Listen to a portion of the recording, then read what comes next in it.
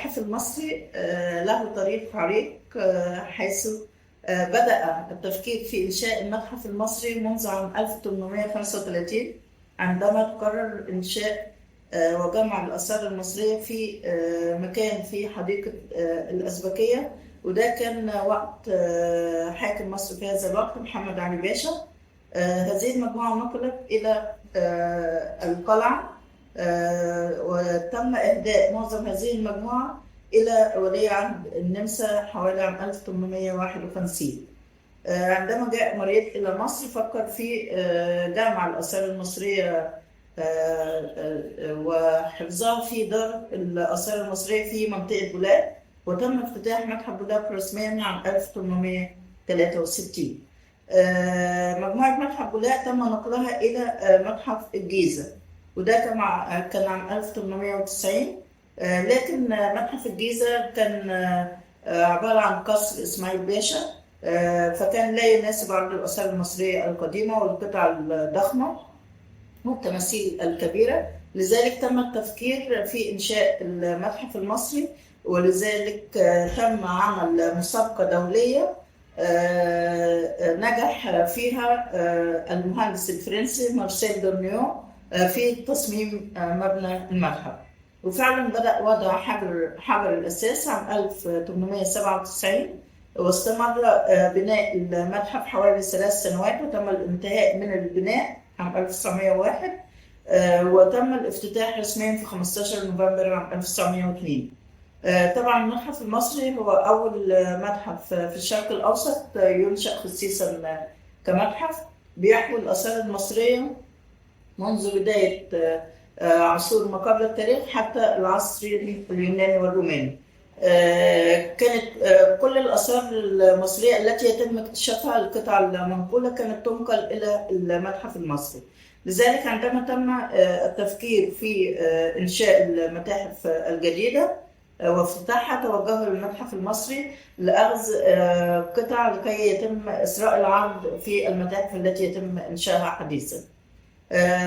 متحف المصري الكبير، متحف الحضارة، متحف شرم الشيخ، متحف الغردقة وغيرها من المتاحف التي أنشأت ويتم إنشائها، تم أخذ مجموعات هامة من المتحف المصري. لكن المتحف المصري احتفظ بالقطع الأساسية الهامة التي تعبر عن مختلف عصور التاريخ المصري القديم والفن المصري القديم، بدءا من عصور ما قبل التاريخ وحتى العصرين اليوناني الروماني. بيتم حاليا في المتحف المصري مشروع لتطوير العرض. التطوير ده بدأ بالمرحلة الأولى اللي هي القاعات الموجودة عند مدخل المتحف، اللي بتشمل آثار ما قبل التاريخ وعصر بداية الإسراء وعصر الدولة القديمة، وأيضا العصرين اليوناني والروماني. وأيضا نظرا لنقل آثار توت عنخ آمون إلى المتحف المصري الكبير، فسوف يتم إعادة عرض آثار تانيث، وفعلا بيجري العمل حاليا، وسوف يتم الافتتاح قريبا إن شاء الله في إعادة عرض آثار تانيث مكان آثار توت عنخ آمون. أيضا بيشهد المتحف المصري تطوير في بعض القاعات الأخرى الموجودة، زي قاعة الحياة اليومية. إن شاء الله قاعة بورتريهات الفيوم يتم إعادة عرضها، ومستمرين في عرض الآثار الباقية في المتحف المصري، وهي قطعة هامة المميز بها المتحف المصري والمعروف عالميا أنها موجودة في المتحف المصري. ولذلك سوف يظل المتحف المصري مفتوحا أمام الزائرين ليستمتع الزائرون بالقطع الهامة التي تعبر عن التاريخ المصري القديم.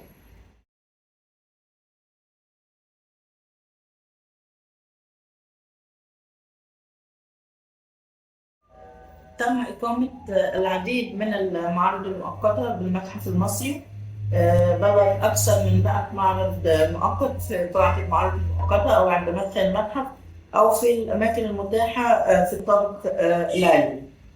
معظم المعارض المؤقتة التي تم إقامتها بالتعاون مع المعاهد الأجنبية الأثرية الموجودة في مصر، زي المعهد الألماني والمعهد الفرنسي، السفارات الأجنبية، مع متحف هيلدزهايم. أيضا تم إقامة معرض مؤقت معهم من القرن.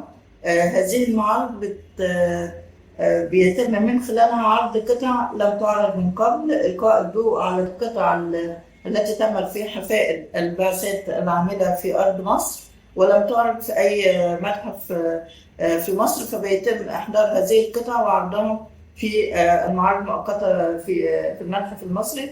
وهذه المعارض بتلاقي إقبال كبير من الزائرين، ويحرص أيضا العاملون في مجال الآثار والأثريين من مختلف أنحاء العالم على زيارة هذه المعارض للتعرف على القطع التي لم تعرض من قبل وعلى الموضوع الذي يتم من خلاله عرض القطع الموجودة.